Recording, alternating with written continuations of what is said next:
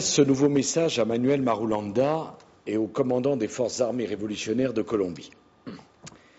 Les dernières informations qui nous parviennent au sujet d'Ingrid Betancourt et les témoignages d'anciens otages sont profondément alarmants. Ils confirment que l'état de santé d'Ingrid s'est détérioré si gravement que sa vie est désormais menacée, Ingrid est en danger de mort imminente.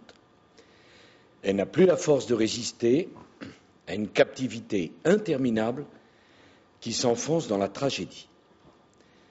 Devant cette situation, Monsieur Marulanda, vous devez comprendre l'attente de la France et de la communauté internationale. Nous constatons que les libérations intervenues depuis le début de l'année ont fait renaître un espoir. Elles ont démontré qu'il était possible de débloquer la situation. Il faut maintenant tirer parti de cette dynamique.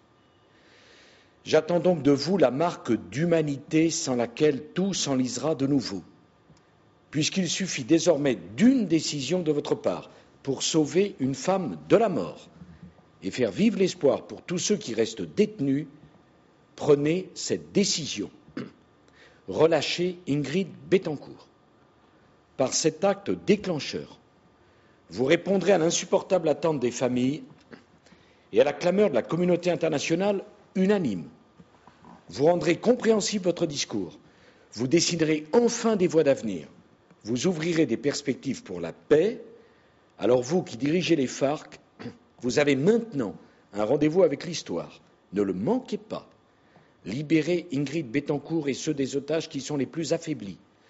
La France est et restera mobilisée pour un accord humanitaire. Ne laissez pas perdre l'occasion qui se présente. Ce serait une faute politique grave.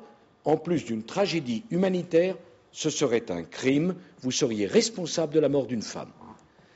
La France n'attend qu'un signal de votre part pour organiser aussitôt, en liaison avec les autorités compétentes, une mission humanitaire pour aider à la prise en charge d'Ingrid et de ses codétenus les plus affaiblis. Nous n'avons pas le droit de rester sans rien faire. C'est maintenant et c'est tout de suite. Il en va de la vie d'une femme. Chacun est désormais placé devant ses responsabilités. Vous avez les vôtres, assumez-les.